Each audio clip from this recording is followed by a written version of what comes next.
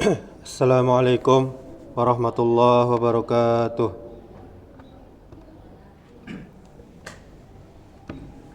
Alhamdulillahi rabbil alamin.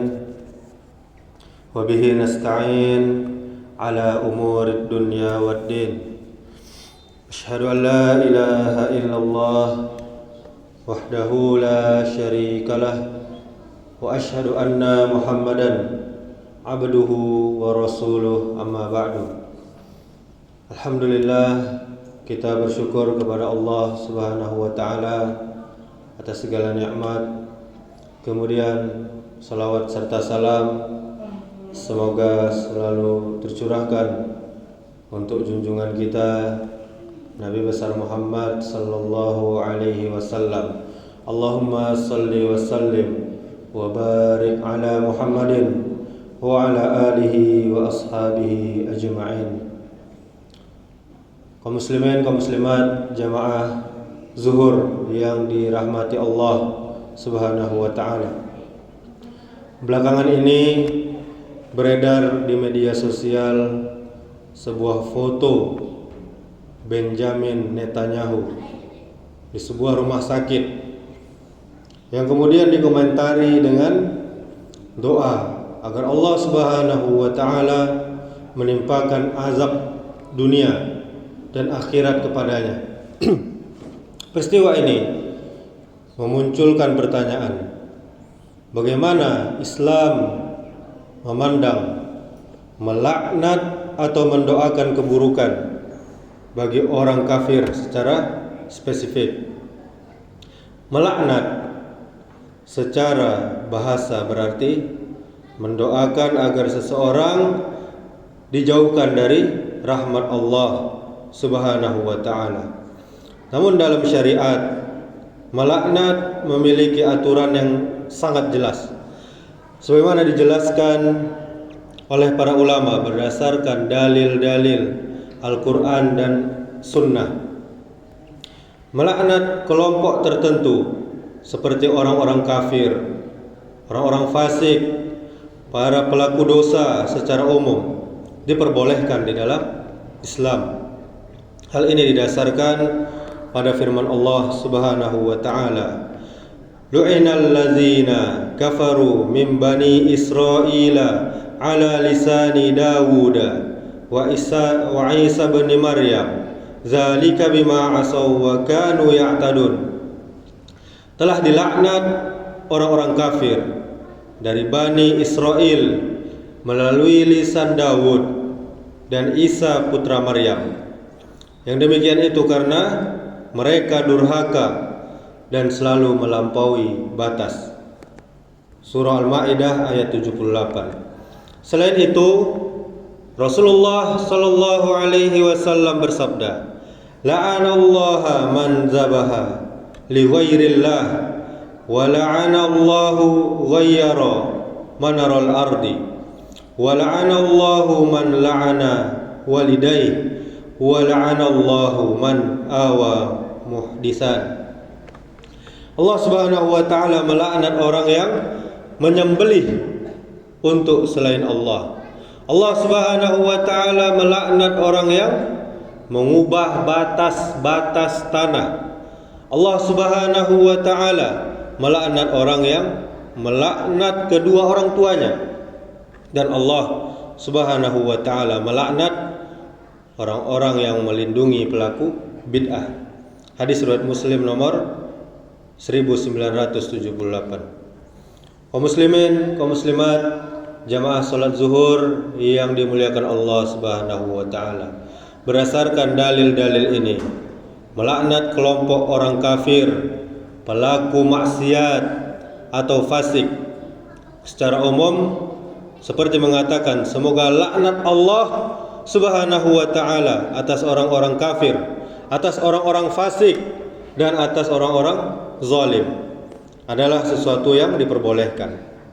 Kemudian melaknat secara khusus atau individu tertentu. Melaknat individu tertentu yang kafir atau yang fasik adalah perkara yang diperselisihkan oleh para ulama.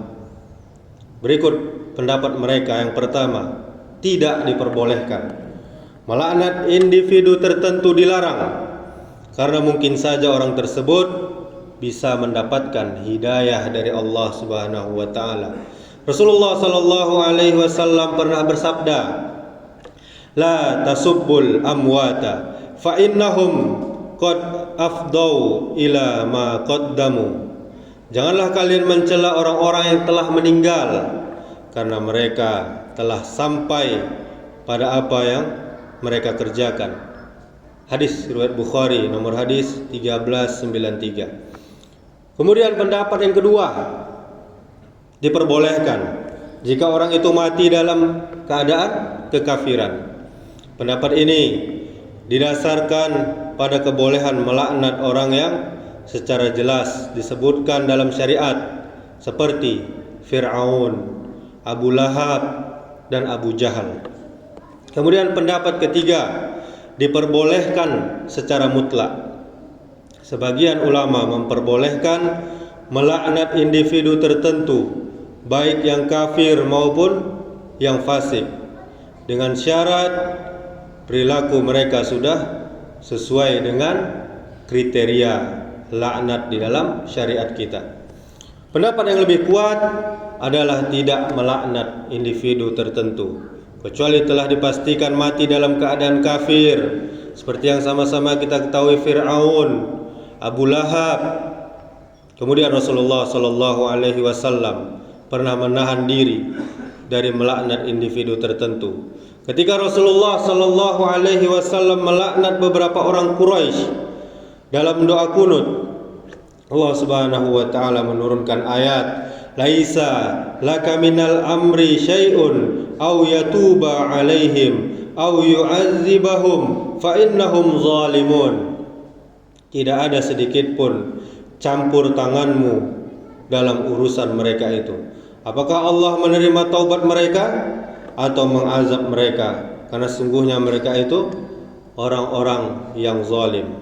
Surah Al-Imran ayat 128. Kemudian Bapak Ibu, larangan berlebihan di dalam mencela atau melaknat. Sebagai seorang muslim, kita dianjurkan untuk menjaga lisan kita. Rasulullah sallallahu alaihi wasallam bersabda, "La yakunul mu'minu la'anan." Bukanlah seorang mukmin itu yang suka mencela, melaknat, berbuat kefasikan atau berkata-kata kotor.